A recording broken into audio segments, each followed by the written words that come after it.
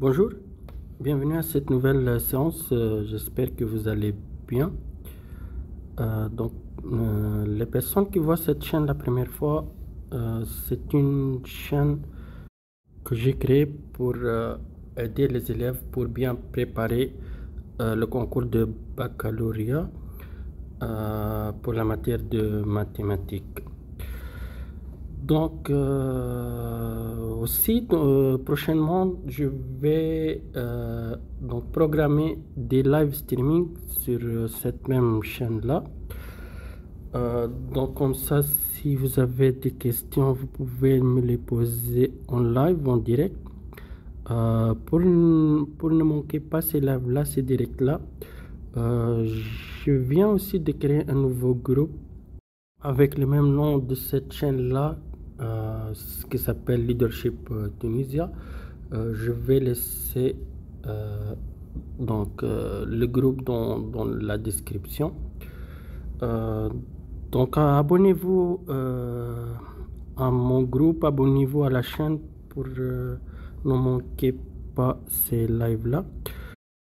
Et n'hésitez pas, si vous avez des suggestions, des questions, vous pouvez donc m'écrire dans les commentaires.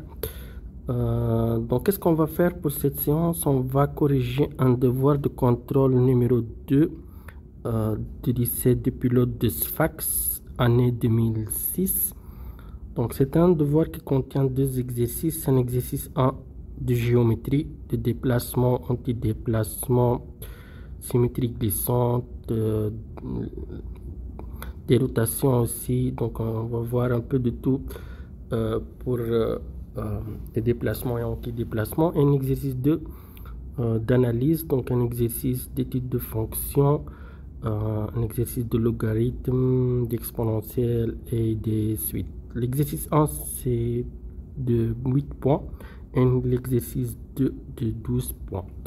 Pour que la vidéo ne soit pas trop longue, je vais corriger pour cette séance-là, pour cette vidéo-là, juste l'exercice 1. Et donc, pour l'exercice 2, je vais le laisser à une autre vidéo. Parce que sinon, ça risque d'être trop long. Et je veux pas que la vidéo soit trop longue. Voilà, donc on va commencer par l'exercice 1.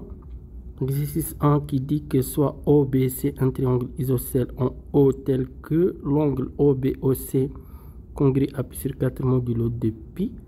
Le point A désigne le centre du cercle C circonscrit à ce triangle. On note I l'image de A par rapport à la symétrie orthogonale d'axe BC et J l'image de A par rapport à la symétrie centrale de centre C.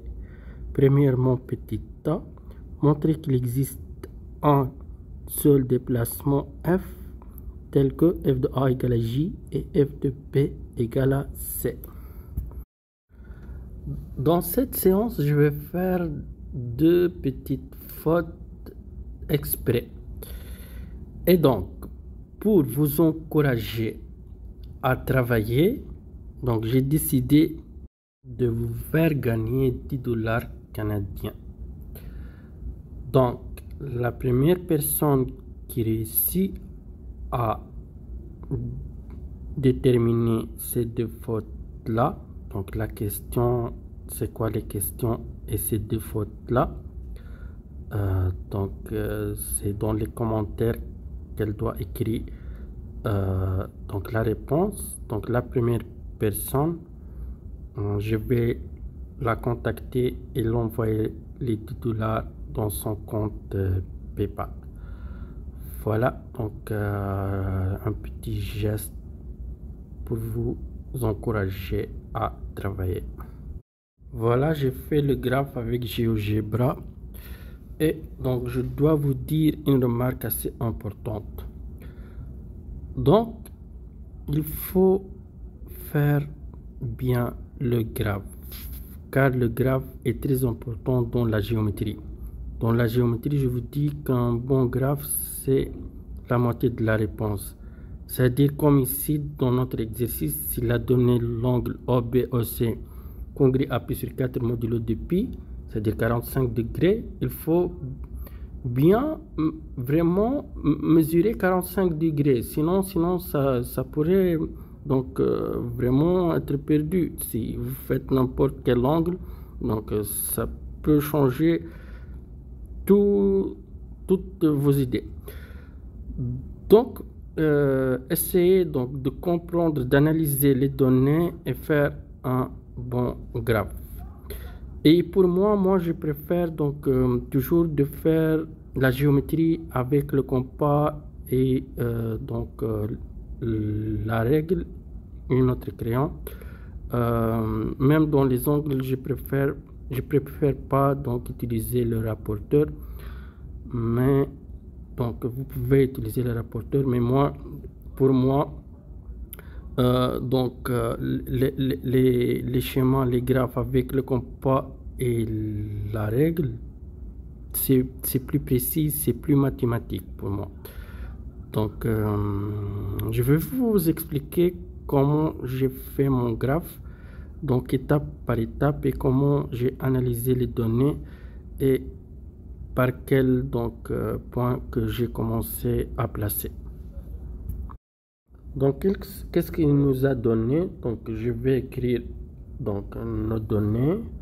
Donc il a donné OBC est un triangle isocèle en haut, et quoi d'autre, tel que l'angle OBOC est congru à pi sur 4 modulo de pi. Et quoi encore, il a dit aussi I est l'image de A par rapport à la symétrie orthogonale d'axe BC, et J l'image de A par rapport à la symétrie centrale de centre C. Donc déjà, donc un élève, il voit OBC un triangle isocèle, donc il va commencer directement à tracer OBC n'importe comment, bien je sais pas, avec, il va essayer de faire avec peut-être le rapporteur OBOC, donc congru à pi sur 4 modulo de pi, c'est-à-dire 45 degrés. Mais moi, donc je vais voir les choses autrement. D'abord, donc je vais commencer à placer les points B et C. Donc je place deux points, n'importe quel deux points, comme ça, B et C. Donc vous voyez, donc B et C. Et puis donc je vais dire comment placer le point O. Donc le point O, pour avoir un triangle isocèle en haut, donc ce point là O, est tel que donc cet angle là OB OC, donc à pi sur 4. Donc vous pouvez dans votre brouillon analyser les choses, c'est-à-dire tracer un triangle n'importe comment. Donc vous dites voilà, ça c'est, il veut OBOC congru à pi sur 4. Donc vous tracez n'importe comment le cercle passant par OB et C, donc un cercle circonscrit à ce triangle. Et donc il y a des règles géométriques. Donc vous dites c'est quoi l'angle OBOC, il représente quoi par rapport à l'angle ABAC, d'après donc ce que vous avez vu dans le passé dans la géométrie, les angles au centre, le théorème de l'angle au centre. Donc c'est quoi cet angle là? Donc ABAC, donc ça c'est A. ABAC, c'est quoi par rapport à OBOC? Donc vous savez, ça c'est le double. Donc OBOC c'est 1/2 de ABAC. Donc puisque OBOC vous dites c'est pi sur 4, donc ABAC ça va être le double de pi sur 4. Donc 2 pi sur 4, on simplifie par 2, ça va être pi sur 2. Donc celui-là pi sur 2. Et ça veut dire quoi pi sur 2? Ça veut dire un angle droit. Donc un angle droit, ça veut dire je vais donc le triangle ABC finalement est un triangle rectangle en A. Donc je vais placer le point A de sorte que je dois avoir le triangle ABC et rectangle en A. Et donc, je ne vais pas placer le point O au début, plutôt je vais placer le point A. Donc, j'ai commencé par placer les points B et C, et au lieu de placer le point O, je vais placer le point A, et vous allez voir pourquoi. Donc, pour placer le point A, qu'est-ce que je dois faire? Donc, le point A est le centre du cercle. Ça veut dire quoi? Ça veut dire AB égale à AC. Et ce sont des rayons, puisque le cercle passe par B et C, et A est le centre. Donc, AB, c'est un rayon, et AC, c'est un rayon. Donc, AB égale à AC. Donc, A appartient à quoi?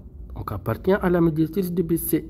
Donc, par définition, lorsque j'ai AB comme ça égale à AC, ça veut dire mon A appartient à la médiatrice de BC. Donc, je dois tracer la médiatrice de BC. Mais je n'ai pas encore le point A. Donc, je suis en train de vous expliquer comment j'analyse les choses. Donc, je trace la médiatrice de BC, mais je ne sais pas le A, mon A c'est où. Mais j'ai des choses à analyser. Donc, par exemple, si je mets I' le milieu de BC, puisque ABC, j'ai dit que c'est un triangle rectangle en A, donc celui-là fait un angle droit. D'après un théorème du triangle rectangle des médianes, qu'est-ce qu'on a? On a AI' égale à I'B égale à I'C. Donc je vais faire vous rappeler ceci. Donc qu'est-ce qu'on sait? On sait par exemple, si j'ai un triangle rectangle comme ça, rectangle en A avec I le milieu, I', par exemple, les G, B et C comme ça. Donc, on a AI' égale à I'B égale à I'C. Si c'est l'inverse, si par exemple j'ai AI' égale à I'B égale à I'C, ça implique ABC et rectangle en A. Donc, normalement, vous savez ça. Donc, moi, je dois placer le point A. Pour que je peux avoir ABAC et congrès à pi sur 2, ça veut dire qu'il fait angle droit, je vais appliquer ceci. Donc, je vais appliquer ceci. Donc, si j'ai I'C égale à I'B égale à I'A, donc, je suis certain que mon triangle va être rectangle en A. Donc, le point A, qu'est-ce qu'il vérifie? Je peux le placer maintenant. Donc, il vérifie. Donc, je vais faire avec le compas comme ça. Donc, je mesure I'C ou bien I'B, c'est la même chose. Et donc, avec mon compas dans la médiatrice de BC, donc je vais faire donc la même distance que I'B ou bien I'C. Et comme ça, j'ai obtenu le point A qui me convient parce qu'il va vérifier cet angle-là, ABAC, et congrès à pi sur 2, donc il fait angle droit. J'ai appliqué cette règle-là. Donc, j'ai trouvé le centre du cercle. Donc, vous voyez, j'ai commencé pas à tracer le triangle. J'ai commencé à placer le point B, le point C, donc les deux points au début, n'importe quel deux points. J'ai fait la médiatrice de BC, puis j'ai fait le milieu de BC, je l'ai noté I'. Donc, je fais avec le compas I'C ou bien I'B, et j'ai placé la même distance dans la médiatrice de BC, et j'ai obtenu comme ça le point A qui vérifie bien ABAC congrès à pi sur 2, excusez-moi. Donc maintenant, je dois placer le point O. Le point O vérifie quoi? Maintenant, c'est facile de placer le point O. Le point O, déjà, il appartient à la médiatrice de BC, c'est par définition. Pourquoi? Parce que déjà, moi, j'ai OBC et isocèle en O. Donc, déjà, voilà la première donnée, celle-là. Donc, ça implique quoi, ça? Ça implique que OB égale à OC. Et OB égale à OC par définition, ça veut dire O appartenant à la médiatrice de BC. Donc, je dois tracer la médiatrice de BC. Donc, je suis certain que O appartient à la médiatrice de BC. Donc, voici la médiatrice de BC. Et O déjà appartient au cercle C, parce que déjà, donc, le cercle est le cercle circonscrit au triangle OBC. Donc, déjà, moi, j'ai tracé le cercle. j'ai oublié quelque chose, excusez-moi. Après avoir donc placé le point A, je peux donc tracer le cercle C qui est de centre A et qui passe par B et C.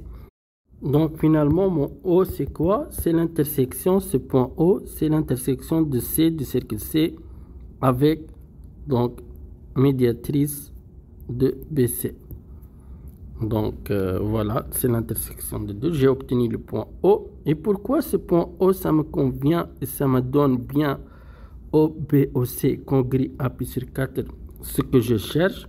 Parce que d'après le théorème de l'angle au centre, OBOC c'est 1 demi ABAC et ABAC c'est pi sur 2 et 1 demi de pi sur 2 c'est pi sur 4. Vous voyez, donc j'ai pas utilisé le rapporteur. J'ai donc trouvé un angle pi sur 4. J'ai tracé le triangle OBC isocèle en haut. J'ai fait tout ce qu'ils m'ont demandé sans utiliser le rapporteur.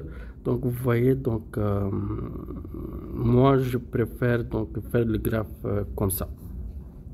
Donc je ne sais pas si vous êtes en train de me suivre, sinon je vais faire un récapitulatif un peu vite. Donc qu'est-ce que j'ai fait?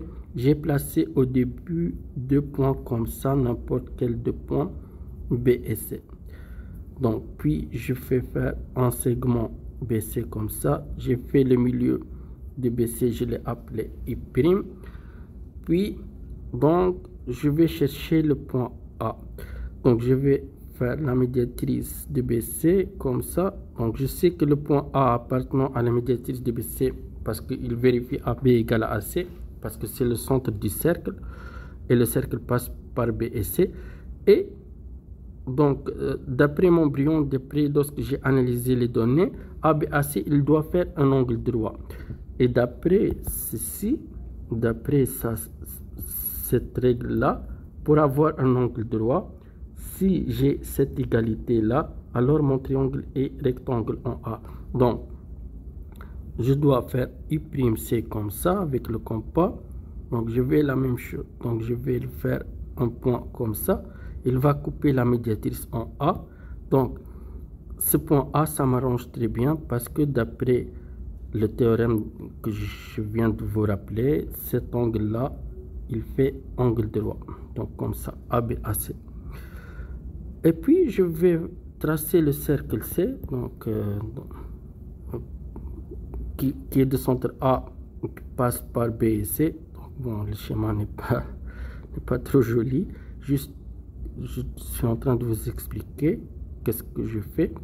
Puis, pour placer le point O, je vais donc le point O appartient à la médiatrice de BC. Je vais prolonger la médiatrice et l'intersection avec le cercle C, il me donne le point O.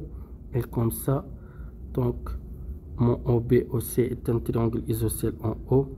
Il fait pi sur 4 exactement parce que d'après le théorème de l'angle au centre, celui-là c'est 1 demi ABAC et ABAC c'est pi sur 2. Donc 1 demi pi sur 2 c'est bien pi sur 4. Donc voilà. Donc je ne sais pas si vous avez compris comment j'ai fait.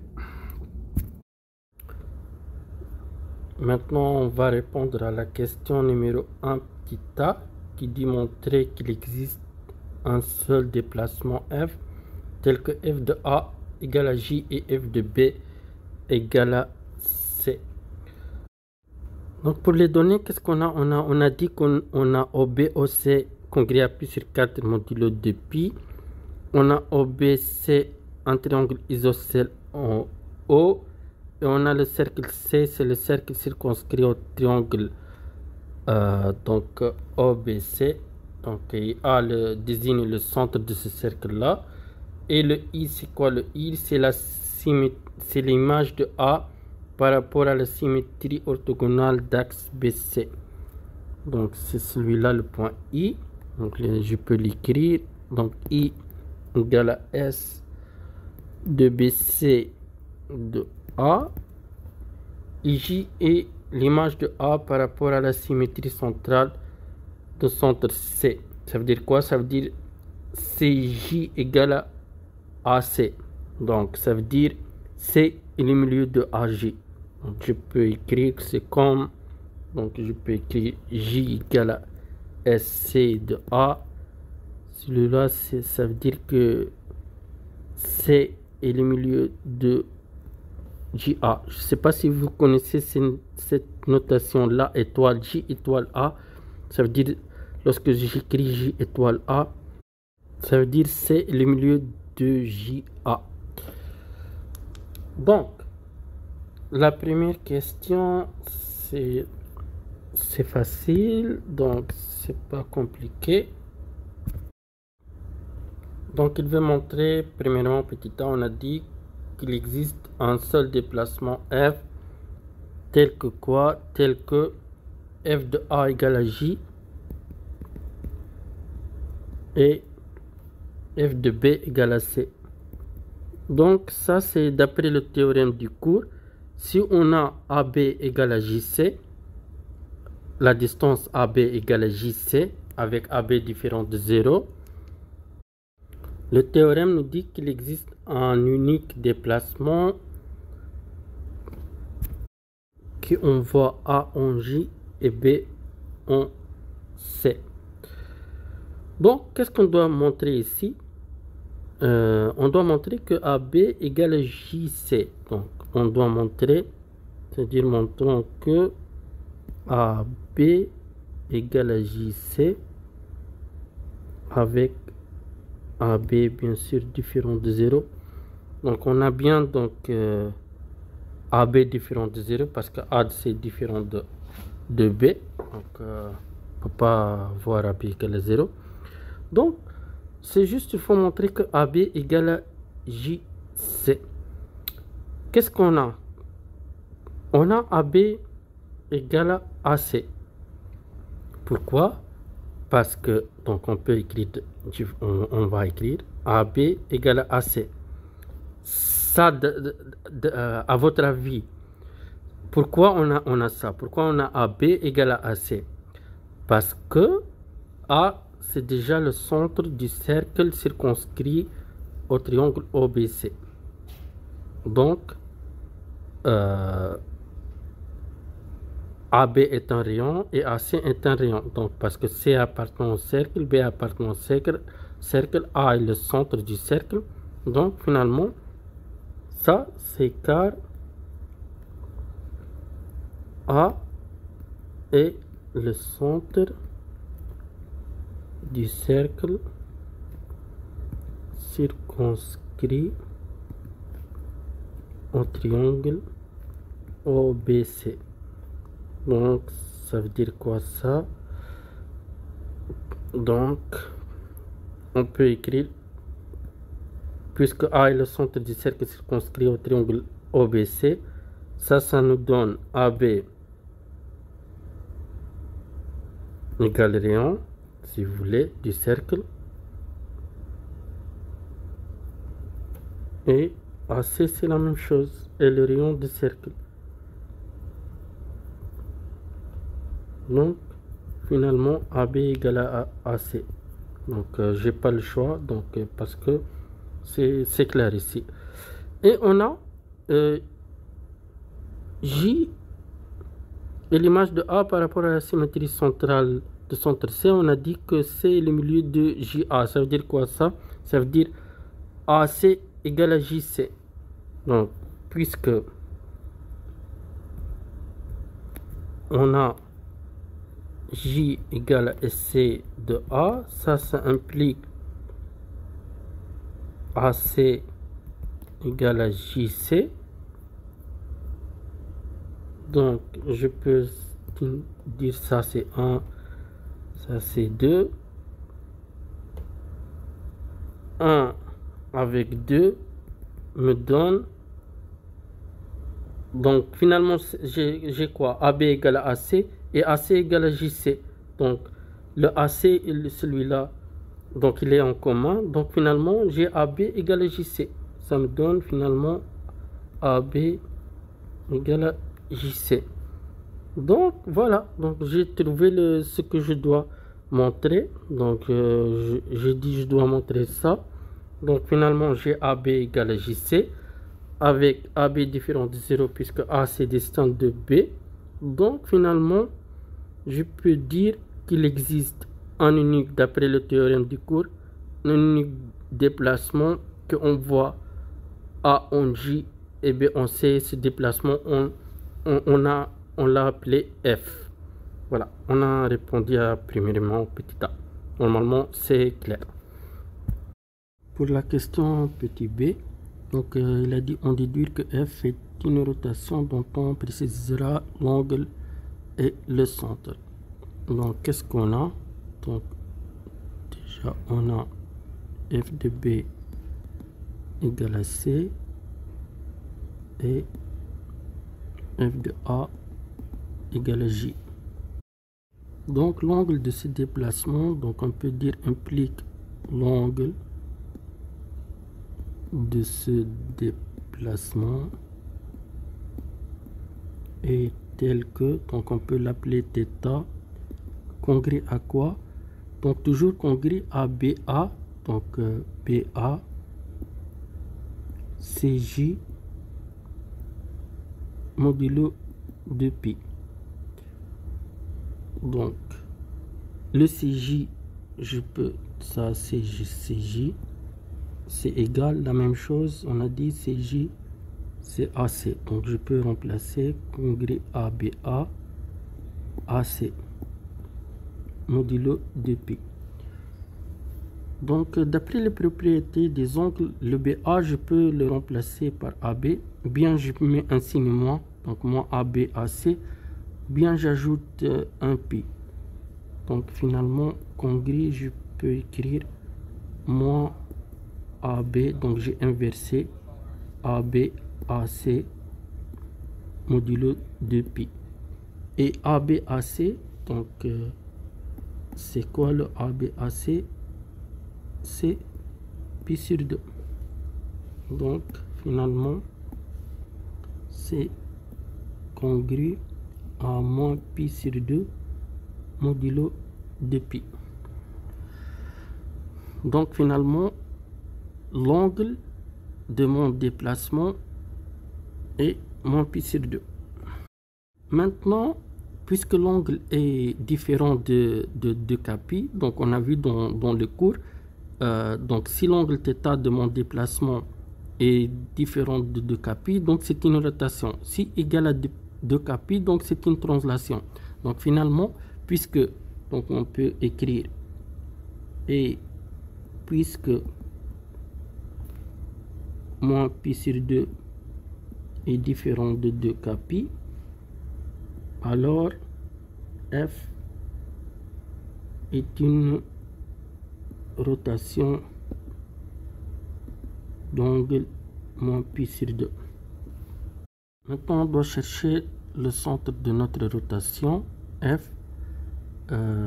Donc il y a deux méthodes et donc on va y aller avec la méthode la plus simple. Donc ou bien qu'est-ce qu'on a? On a F de B égale à C et F de A égale à J. Donc d'après le cours sur les rotations, lorsqu'on a deux points et leur image, le centre appartient à la médiatrice de BC, intersection inter avec la médiatrice de AJ, c'est-à-dire la médiatrice de BC, c'est celle-là, avec, donc ça c'est la médiatrice avec, donc c'est le milieu de AJ. Si je fais la perpendiculaire, donc je dois montrer que mon centre c'est bel et bien l'intersection de la médiatrice de BC avec la médiatrice de AJ. Ou bien une deuxième méthode, c'est de trouver un point tel que ce point là, donc il est bien le centre de notre rotation. Il vérifie bien la propriété de rotation lorsque je fais l'image de B c'est C. Donc ce point là vérifie bien la propriété de la rotation, c'est-à-dire l'égalité des distances et l'angle est moins pi sur 2. Donc je vais aller avec la deuxième méthode. parce que c'est plus simple ici. Ça, c'est mon I. Donc, le I, c'est l'image de A par rapport à la symétrie orthogonale BC. Donc, ça veut dire quoi? Ça veut dire I appartient à la médiatrice de BC. Donc, et ça veut dire IB égale à IC. Pourquoi? Parce que la symétrie orthogonale, donc il faut donc faire la perpendiculaire comme ça avec le milieu de BC. Donc finalement je dois avoir le I appartenant à la médiatrice de BC parce que je vais faire la perpendiculaire qui passe par le milieu. Donc la perpendiculaire qui passe par le milieu, c'est rien que la médiatrice. Donc finalement j'ai IB égale à IC. Donc si je fais en vert, donc je vais faire comme ça. Donc IB égale à IC. Et si je montre que IB IC c'est congrue à moins pi sur 2, donc finalement il y a juste un seul point qui peut vérifier IB égale à IC et IB IC congrue à moins pi sur 2. Ça ne pourrait être que le centre de ma rotation si je montre que IB IC est congrue à moins pi sur 2. Et pour montrer que IB IC congrue à moins pi sur 2 modulo de pi, il suffit de montrer par exemple le quadrilatère BACI est un carré. Donc celui-là, donc en vert, est un carré. Donc pour montrer un quadrilatère en carré, donc vous savez ça, comment montrer. Il y a beaucoup de méthodes. Parmi les méthodes, par exemple, lorsque je montre un parallélogramme, bien un losange qui a un angle droit, ça devient un carré. D'abord, on peut montrer que ACIB est un parallélogramme. Donc, il y a plusieurs façons. Parmi les façons, c'est que les médians de ce parallélogramme s'intersectent en leur milieu. C'est-à-dire, lorsqu'on montre que, par exemple, je note I' le milieu de BC. Donc, si I' est le milieu de AI, donc, on peut dire que notre quadrilatère est un parallélogramme. Donc, par exemple, on pose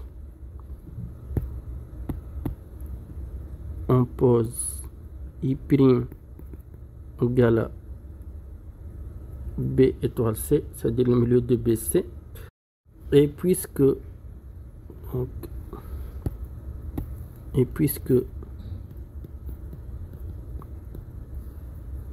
on a donc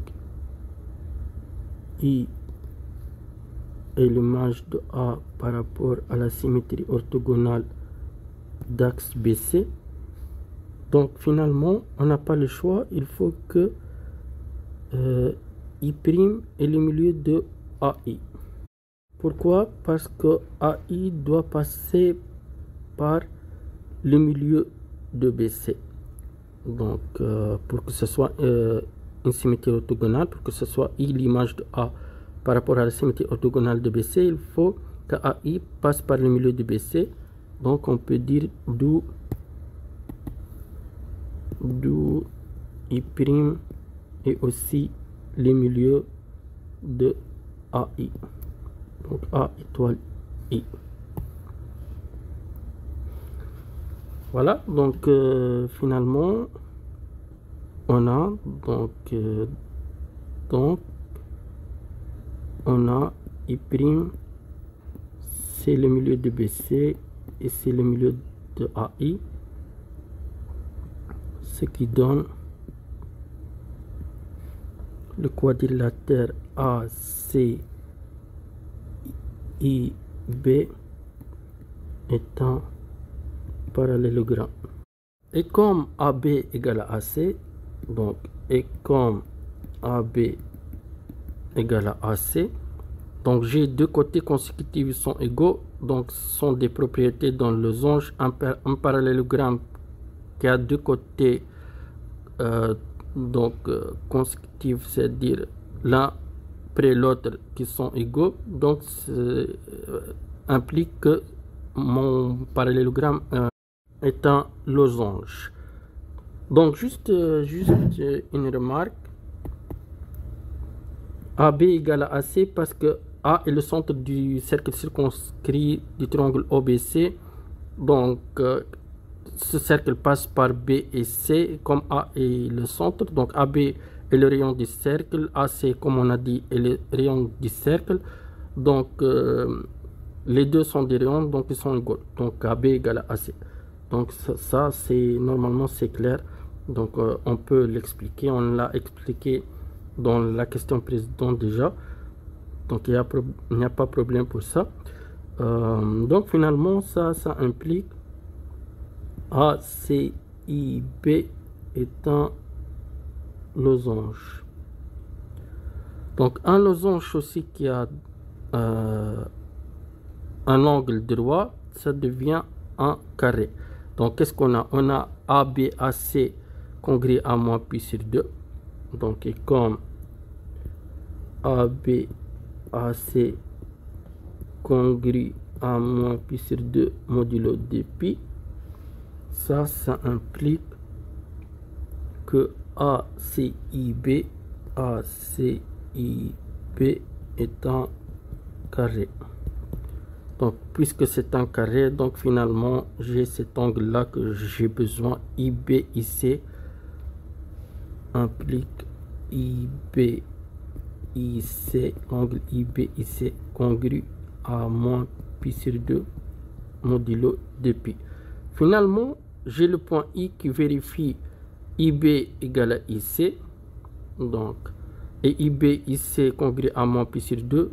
Donc le point I, ça ne pourrait être que le centre de ma rotation, puisque j'ai l'image de B égale à C, et IB égale à IC, et IBIC congrue à moins pi sur 2. Donc I est le centre de ma rotation. Donc je peux dire, puisque IB égale à IC, et on a montré que IBIC congrue à moins pi sur 2 modulo de pi, donc implique I est le centre de F. Parce qu'il n'y a pas un autre point qui vérifie. Par exemple, si je trouve un autre point M tel que MB égale à MC et MC congrue à moins pi sur 2, donc ce point M ne peut être que le point I, le même point I. Donc il n'y a pas un autre point qui peut vérifier les deux choses en même temps, l'égalité de distance et donc l'égalité d'un angle. Donc c'est un unique point. Donc finalement ce point I est le centre de F, de ma rotation F. Donc conclusion,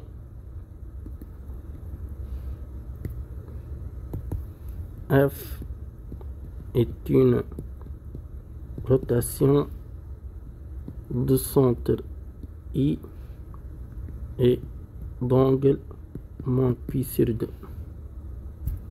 Maintenant la question petit c, qu'est-ce qu'il a dit pour petit c? Il a dit placer le point O' image de O par F. Donc O' c'est l'image de O par F. Donc on a dit que F est une rotation de centre I et d'angle moins pi sur 2. Ça veut dire quoi? Ça veut dire que IO, je dois avoir égal à IO' et IO congrue à moins pi sur 2 modulo de pi. C'est-à-dire il fait un angle droit. Donc toujours il faut faire attention des sens. Moins pi sur 2 c'est dans le sens négatif. Donc je dois faire un angle droit avec IO. Donc d'après le graphe, vous voyez, donc ici, donc c'est ici ma droite qui fait un angle droit comme ça, et dans le sens négatif, vous voyez bien, dans le sens négatif vers le bas, et je dois mesurer avec le compas IO égale IO'. Donc je fais en fait avec le compas, donc il va être donc ici le point O'. Donc pour cette question facile, juste une question de construction, juste on place un point O', image de O par la rotation F.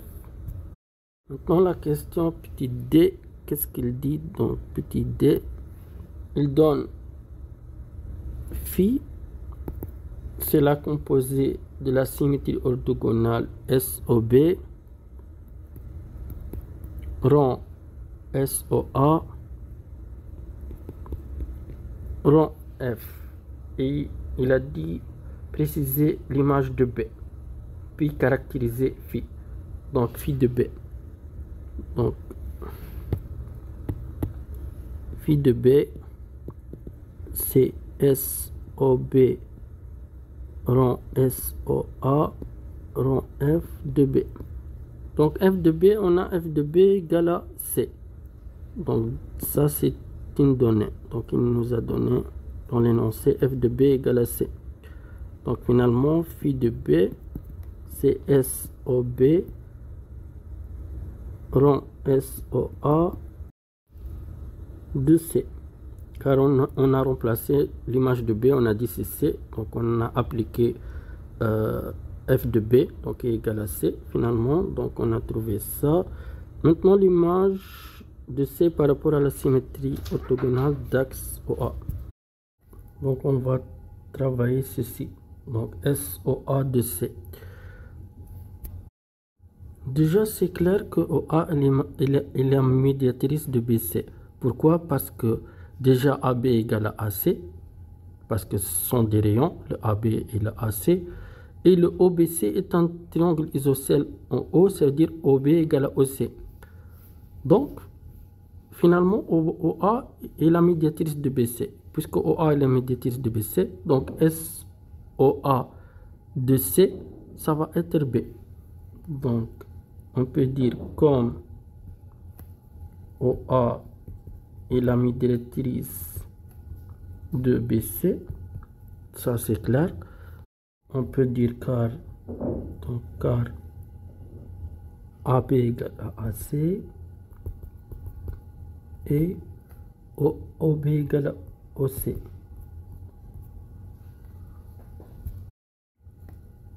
Donc SOA de C égale à B. Donc on a trouvé celui-là, SOA de C donc égal à B. Finalement implique phi de B égale à SOB de B. Donc on a remplacé ça par B, SOA de C. Donc et l'image de B par rapport à la symétrie orthogonale d'axe OB, donc puisque B appartient à l'axe, donc appartient au OB, donc ça va être le même point. Donc SOB de B égale à B. Donc égale à B. Finalement, on a trouvé phi de B égale à B. Maintenant, on va caractériser phi. Donc phi, c'est la composée de deux symétries orthogonales avec F. Donc, normalement, vous savez, la composée de deux symétries orthogonales et avec les axes sont donc c'est comme ici. Donc on a OA, OB. Donc ça c'est OA avec OB. Donc ils sont séquents en O. Donc OA inter OB, c'est le point O. Donc c'est quoi la composite de deux symétries orthogonales? Si les axes sont séquents comme ici, c'est une rotation. Donc c'est une rotation avec le centre, c'est l'intersection des axes. Ici c'est O. Donc, je dois écrire bien O.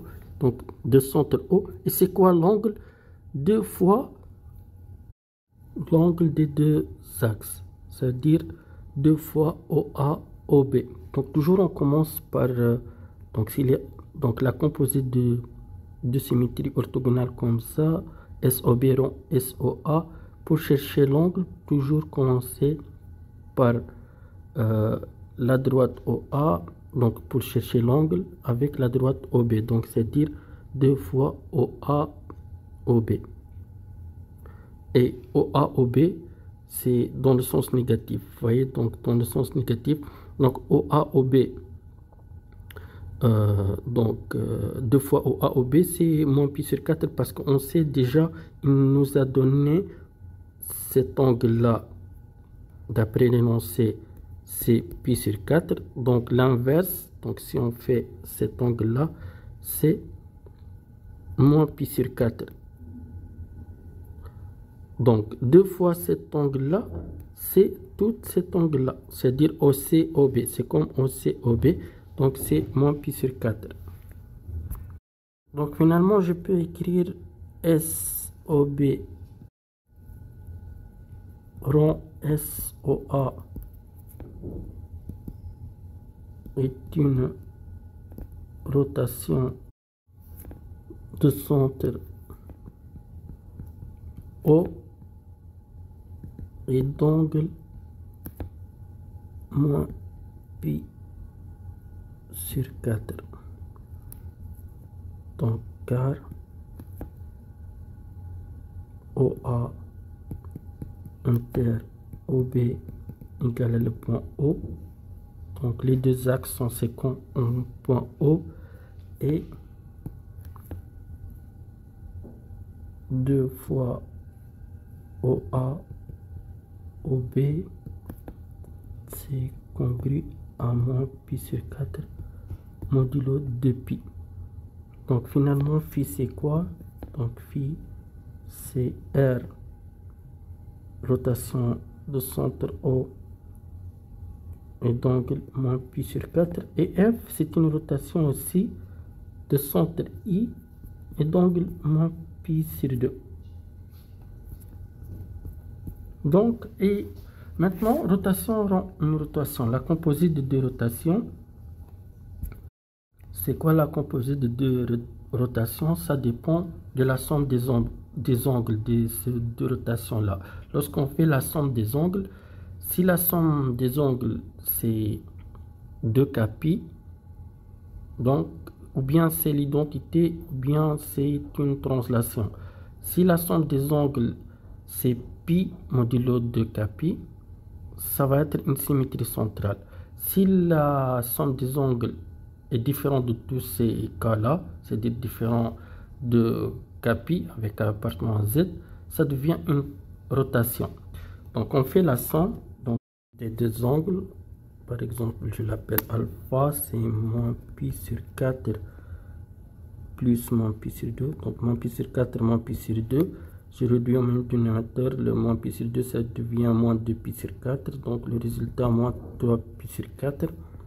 Donc alpha différent de k pi, k appartenant à z, d'où phi est une rotation d'angle moins 3 pi sur 4. Donc, et comme phi de B égale à B, donc finalement, mon phi est une rotation de centre B et d'angle moins 3 pi sur 4. Donc voilà, j'ai caractérisé phi. Donc phi c'est rien qu'une rotation de centre B et d'angle moins 3 pi sur 4. Juste une petite remarque pourquoi on a 2 fois l'angle OA OB congru à moins pi sur 4. C'est juste parce que OBC est un triangle isocèle en O. Donc OA, on sait qu'elle est la médiatrice. Donc dans un triangle isocèle, la médiatrice devient la hauteur et devient la bisectrice. Donc c'est comme OA est la bisectrice de l'angle OBOC. Ce qui donne OBOC, c'est 2 fois OB, OA. Et donc, comme OB, OC, c'est congrès à moins pi sur 4. Donc, 2 fois OB, OA donne moins pi sur 4. C'est juste, peut-être il vaut mieux de l'écrire dans l'examen pour que soit, donc tout est expliqué dans notre réponse. Pour deuxièmement, donc il a dit, on note C' l'image de C par F. Donc le cercle C', c'est l'image du cercle C par F. Et la question déterminer C' et vérifier que C et C' sont tangents. Donc on doit déterminer c'est quoi C'.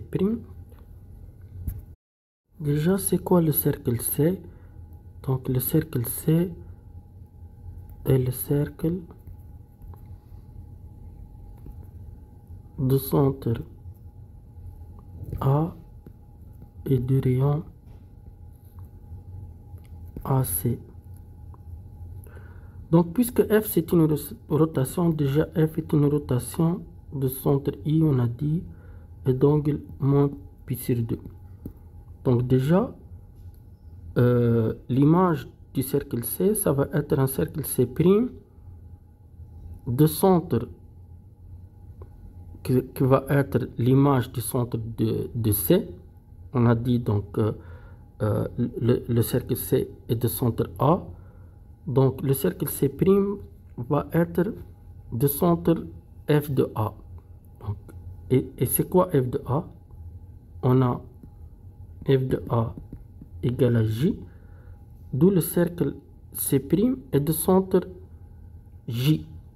Passons par quel point? Passe par le point C. Donc le cercle C' passe par le point C. Pourquoi? Parce que le cercle C, donc de centre A et qui passe par B, l'image de B c'est C. Donc finalement le cercle C' va passer par le point C. Et de centre J, parce que J est l'image de A qui est le centre du cercle C. Donc, et comme le cercle C passe par le point B, alors C' passe par le point F de P qui est égal à C, d'où C' est un cercle de centre J passant par C. Donc finalement JC est le rayon du cercle C'. Donc voilà, donc on a déterminé C'. Donc vous voyez bien, donc celui-là est le cercle C et son image C', donc de centre J et de rayon JC. Donc la prochaine question, il veut vérifier que C et C' sont tangents. Je ne sais pas, est-ce que vous savez comment répondre à ce genre de questions? Donc pour montrer que deux cercles sont tangents, il suffit de montrer la distance entre les deux centres. C'est quoi ici la distance entre les deux centres? C'est la distance AJ. C'est rien que la somme des deux rayons des cercles. C'est-à-dire je dois montrer que AJ est la somme du rayon du cercle C plus le rayon du cercle C'. Donc moi déjà, qu'est-ce que j'ai? Donc déjà AJ, je peux écrire CAC plus CJ. Et ce AC là, ça représente quoi? C'est le rayon du cercle C. Et ce CJ là, c'est quoi? C'est le rayon du cercle C'. Pourquoi? Parce que le cercle C' déjà est le cercle de centre J et qui passe par le point C. On l'a vu dans la question précédente. Et pourquoi AC c'est le rayon du cercle C? Parce que déjà le cercle C, C'est le cercle circonscrit au triangle OBC. Donc il passe par le point C et de centre A. Donc AC va être un rayon du cercle C. Même chose pour le cercle C'. Donc il est de centre J. Et on a vu d'après la question précédente qui passe par le point C. Donc JC est un rayon. Donc finalement on a trouvé la distance des deux centres qui est AJ, c'est rien que la somme des deux rayons du cercle C plus le rayon du cercle C'. Ça implique automatiquement, on peut dire que C et C' sont tangents. Donc si dans un autre exercice vous trouvez au lieu d'égalité c'est inférieur, donc c'est AJ inférieur à la somme des deux rayons, dans ce cas-ci les deux cercles vont être sécants. Et si par contre la distance entre les deux centres est supérieure à la somme des deux rayons, alors dans ce cas l'intersection des deux cercles va être l'ensemble vide. Il ne va plus avoir ni intersection ni tangent en un point. Donc voilà, normalement vous savez ces informations là. La prochaine question, donc deuxièmement petit b, il a dit la droite AB recoupe C en E et la droite CJ recoupe C' en F. Donc la question donnait la nature du triangle IEF. D'après ce qu'on voit, d'après le graphe, le triangle est rectangle en I, et rectangle isocèle en I, mais donc on doit le montrer là. Vous voyez bien le triangle dans le graphe, c'est le triangle hachiré. C'est ça le triangle qu'on veut voir, c'est quoi la nature. D'abord, c'est quoi le E, le point E? Donc c'est quoi le E? Il a dit c'est la droite AB inter le cercle C. Donc par exemple si je veux chercher f de E, l'image de E par F, c'est F de la droite AB inter l'image du cercle C. Donc pour l'image de la droite AB, on a quoi? On a déjà f de A c'est J et f de B c'est C. Donc ça implique l'image de la droite AB c'est la droite JC et l'image du cercle C, c'est pardonné par l'exercice, c'est le cercle C'. Donc finalement f de E c'est quoi? C'est f de AB, on a trouvé, vous voyez, donc f de AB c'est ici, je vais remplacer, donc je vais remplacer ici, donc c'est JC ou bien c'est la droite CJ, c'est la même chose, et f, l'image du cercle C, c'est C', donc je vais remplacer ça, donc on a trouvé C', et donc finalement, pardonné par l'exercice, il a dit le CJ inter C', c'est rien qu'il a appelé le point F. Donc finalement l'image de E c'est F. Et c'est quoi le F?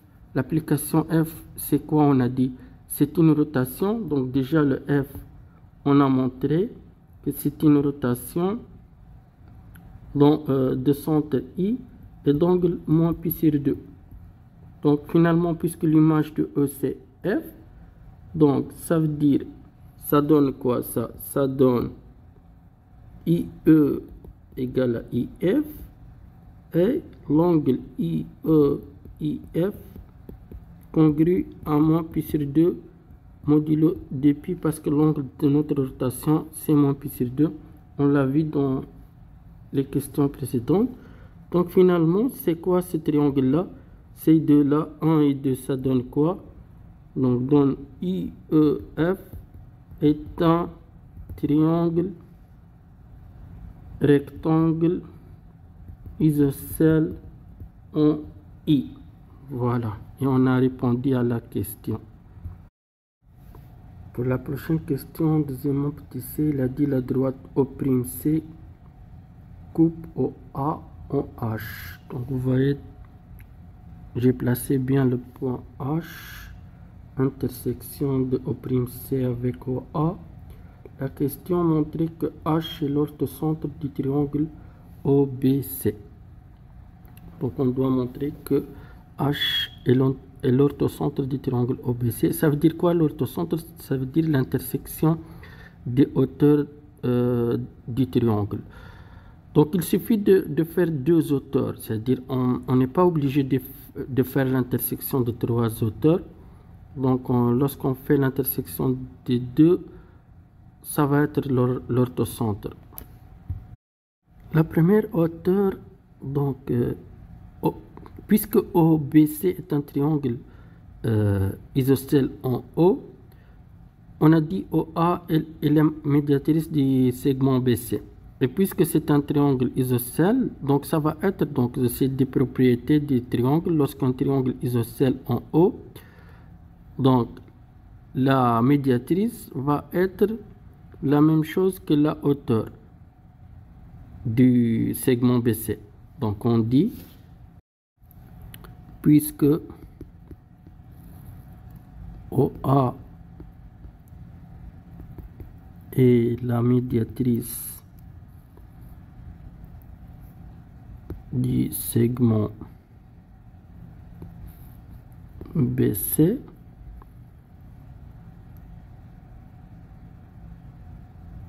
et comme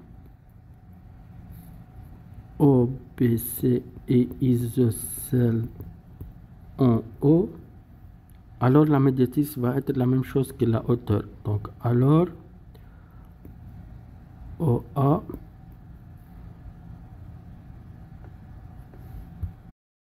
est perpendiculaire à BC. Maintenant, je dois montrer que O'C est perpendiculaire à OB. Donc, c'est quoi l'image? Donc, c'est quoi l'image de la droite OB? Donc, qu'est-ce qu'on a? On a F de O. Donc, vous n'oubliez pas que F est une rotation là. C'est dès le début, on a vu ça. Donc, et on a placé le point O', l'image de O. Donc, F de O, c'est O'. On a aussi F de B, c'est C. Et F, donc on sait que F, c'est la rotation de centre I et d'angle moins pi sur 2. Donc, finalement, l'angle OB, O'C, c'est quoi? Puisque l'angle est moins pi sur 2. Donc, OB, O'C, c'est congru à moins pi sur 2 modulo de pi. Ça veut dire quoi? Ça veut dire OB, la droite OB perpendiculaire à O'C. Donc OB perpendiculaire à O'C. Et O'C, c'est la même chose que la droite CH. C'est la même chose. Pourquoi? Parce que déjà O'C, il a dit elle coupe OA en H. Donc, si je dis O'C ou bien CH, c'est la même chose. Finalement, qu'est-ce que j'ai? C'est comme GCH perpendiculaire à OB. Donc, CH est perpendiculaire à OB. Si je prolonge CH, donc vous voyez par exemple celui-là, donc en rouge CH. Donc, si j'appelle ce point-là K, donc CK va être la hauteur. Donc, la hauteur du triangle issu de C. Aussi, on a OA et la médiatrice du segment BC. Et puisque le triangle OBC est isocèle en O, donc OA va être perpendiculaire à BC. Donc finalement, si on prolonge OA, on appelle ce point-là I'. Donc OI' va être la hauteur du triangle OBC ici de O. Donc finalement, on a le point H et l'intersection du hauteur CK avec OI'. Et d'où H est l'orthocentre du triangle OBC. Parce que OI' c'est rien que la hauteur et CK c'est la hauteur. Donc ici, pour cette question, c'est juste il faut remarquer l'image de OB, c'est O'C. Donc puisque F est une rotation d'anglement pi sur 2, donc on va avoir OB perpendiculaire à O'C.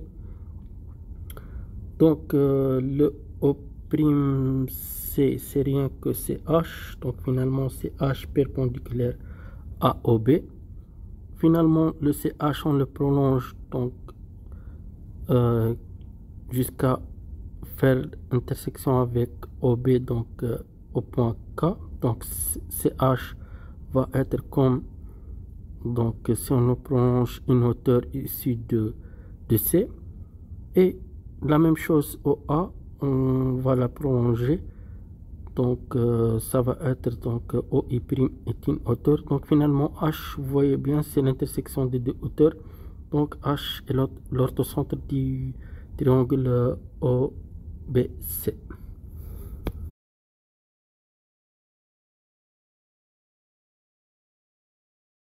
Troisièmement, il a dit soit G l'antidéplacement tel que G de A égale à J et G de B égale à C. Donc, troisièmement,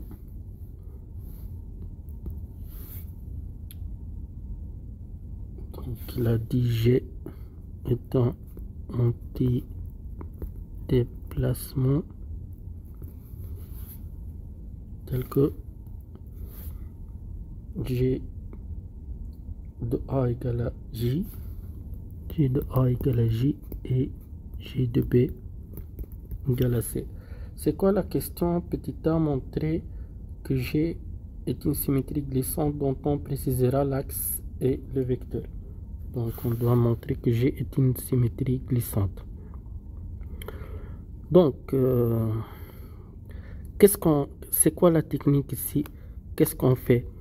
Donc il faut remarquer par exemple si je compose avec CJ, bien CJ, symétrie orthogonale avec G, vous remarquez donc G de A c'est J et l'image de J par la symétrie orthogonale d'axe c'est J, puisque J appartenant à l'axe c'est J, donc ça va être J.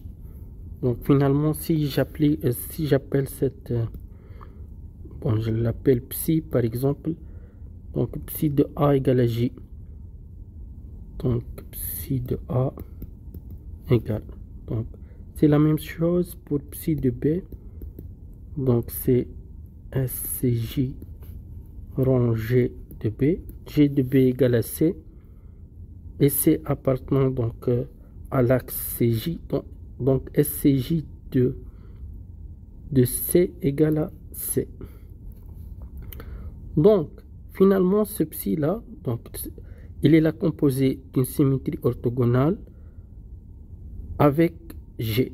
Une symétrie orthogonale c'est un antidéplacement, le G c'est un antidéplacement.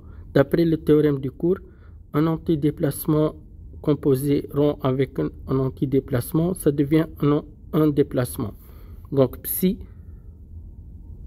est un déplacement. Donc, et comme psi est la composée de deux antidéplacements, on peut dire d'où psi est un déplacement. Donc, psi est un déplacement qui envoie, donc l'image de A, on a trouvé J, et l'image de B, c'est C. Donc, on a trouvé psi est un déplacement tel que l'image de A, c'est J, et l'image de B, c'est C.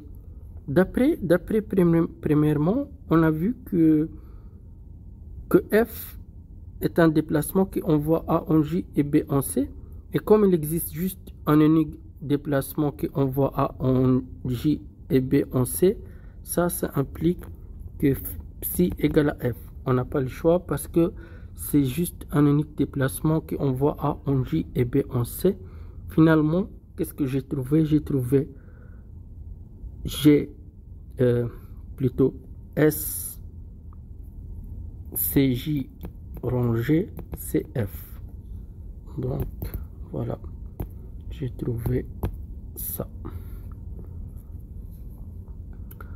Donc on va continuer. Donc on a trouvé F égale à SCJ rangé.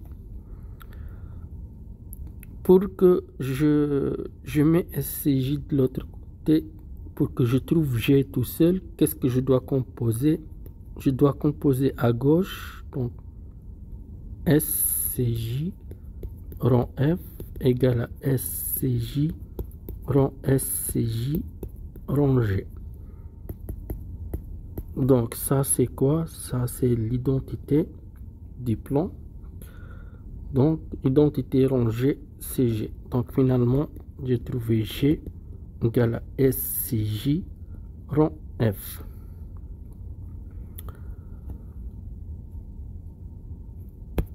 Donc j'ai trouvé ceci, mais ceci ne me permet pas de dire que G est une symétrie glissante.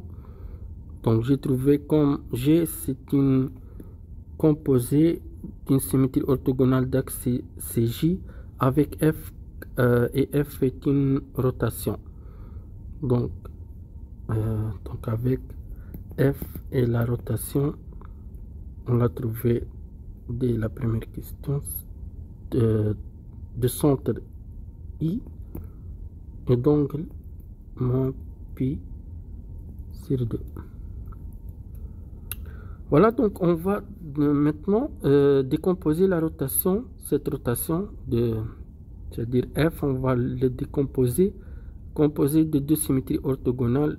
Donc on sait bien qu'une rotation, c'est une composée de deux symétries orthogonales, d'axes séquents, avec l'angle qui fait les deux axes, ça va être la moitié de moins pi sur 2.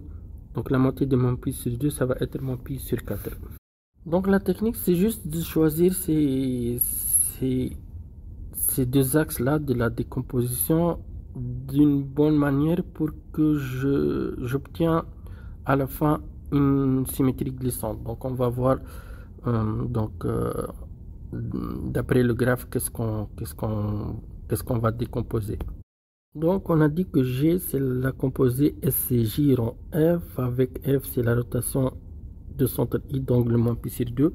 Donc vous voyez, donc ça c'est I, mon I, donc et l'angle, donc si vous voulez, moins pi sur 2, c'est dans ce sens là, donc ça dans le sens négatif, moins pi sur 2.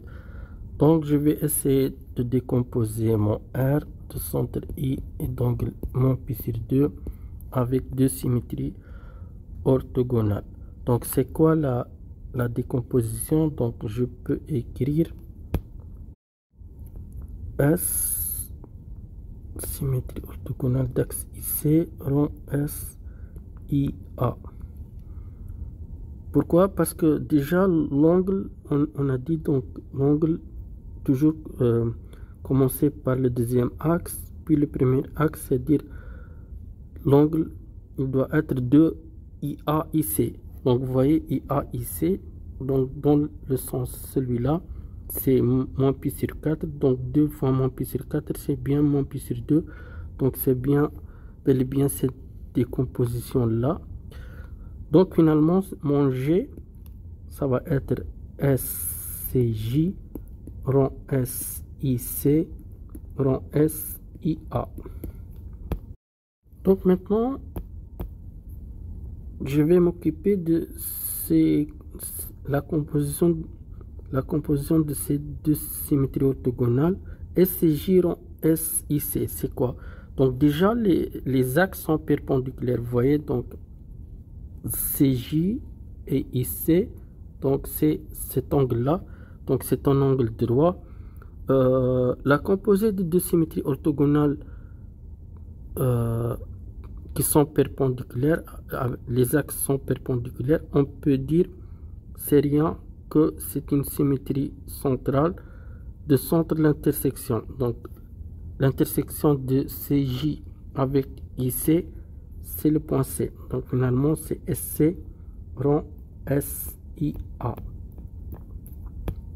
Maintenant je vais décomposer cette symétrie centrale. Donc la symétrie centrale aussi, on peut le décomposer avec deux symétries orthogonales d'axes perpendiculaires. Donc SC, je peux par exemple tracer cette droite delta passant par C, donc delta, et perpendiculaire ABC. Donc on peut dire soit delta, la droite passant par C est perpendiculaire ABC. Donc finalement, SC, je peux le décomposer SBC rond S delta. Donc égal SBC rond S delta rond SIA. Maintenant, S delta rond SIA. Donc delta et IA sont deux droites parallèles. Donc on a vu la composée de deux symétries. On sait, donc vous le savez normalement, la composée de deux symétries orthogonales avec les axes sont parallèles. C'est une translation avec le vecteur. Donc on fait, donc c'est comme la projection d'un point de la droite delta vers IA. Donc on fait la projection. Donc celui-là par exemple c'est le vecteur, donc ça on peut l'appeler CI', donc CI', donc S delta rond SIA, c'est 2 fois I', donc 2 fois I', et c'est quoi 2 fois I'? Donc I' déjà le milieu de BC, donc 2 fois I', c'est BC. Donc finalement, S delta rond SIA, c'est la translation de vecteur BC. Donc si vous êtes en train de me suivre, donc G, c'est quoi? Finalement, on voit ici, c'est SBC rond T de BC. Donc G égale à S, la symétrie orthogonale d'axe BC, rond la translation de vecteur BC. D'où c'est une symétrie glissante. Pourquoi? Parce que c'est la composée d'une symétrie orthogonale avec une translation, et le vecteur BC c'est un vecteur directeur de l'axe de la symétrie orthogonale qui est de BC. Donc finalement c'est une symétrie glissante.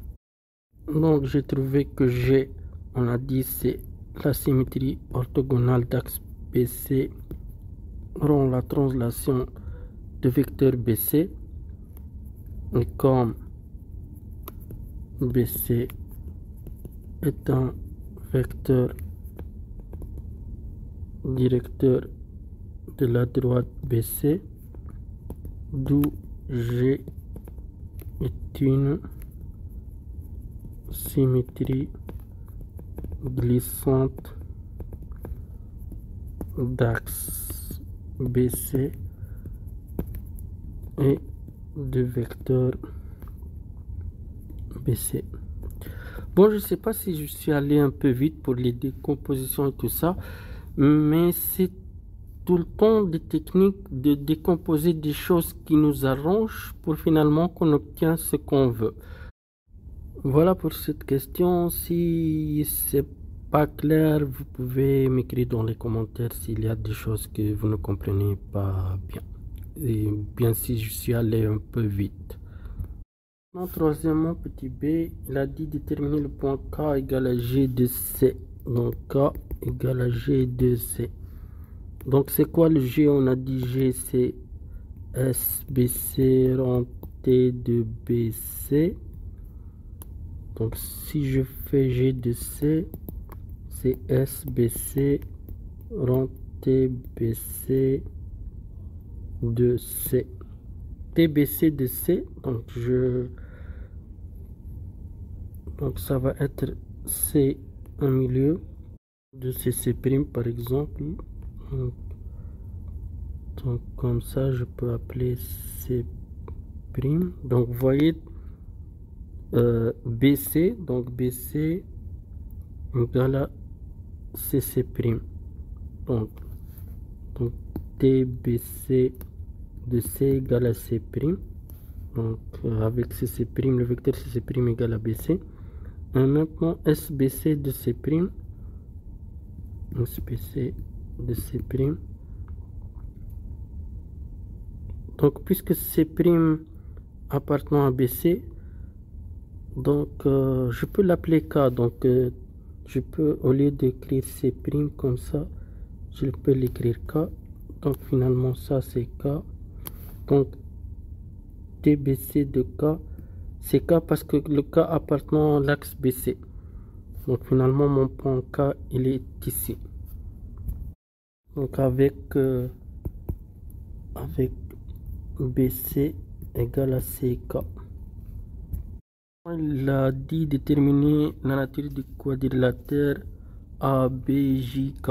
Donc si je fais, donc voilà mon quadrilatère.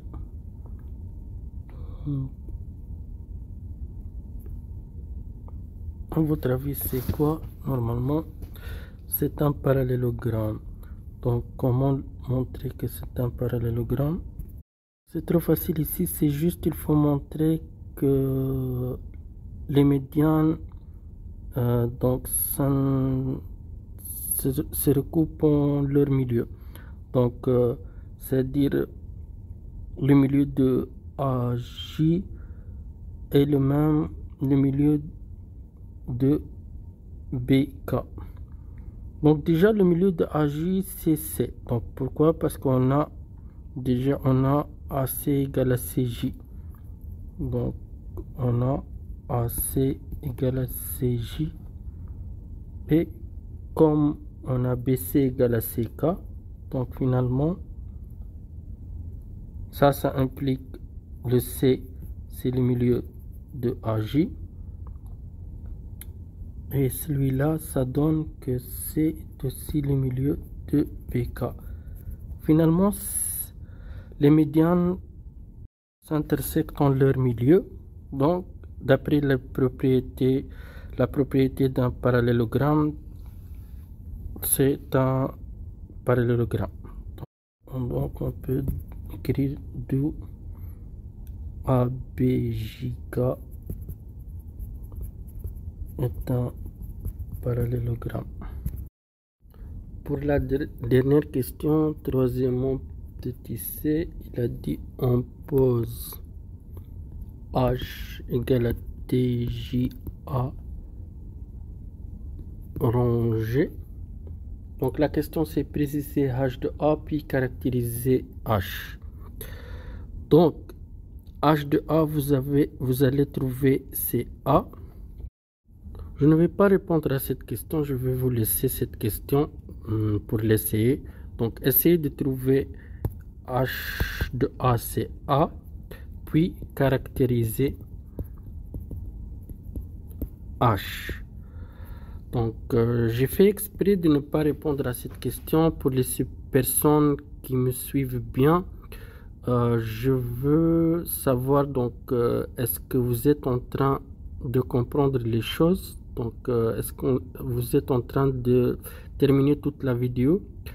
Donc si vous trouvez des difficultés et vous n'arrivez pas à répondre à cette question, n'hésitez pas à me le dire dans les commentaires, ça me fait un grand plaisir donc de faire une courte vidéo pour répondre à cette question là. Donc vraiment ça dépend de vous. Si vous êtes intéressé que je réponds à cette question, vous m'écrivez-moi dans les commentaires. Sinon, si vous n'êtes pas intéressé, voilà, je vais pas répondre à cette question. Donc merci à toutes et à tous pour les personnes qui ont resté jusqu'à la fin de la vidéo. Merci infiniment et je vous dis à la prochaine séance. À bientôt. Merci.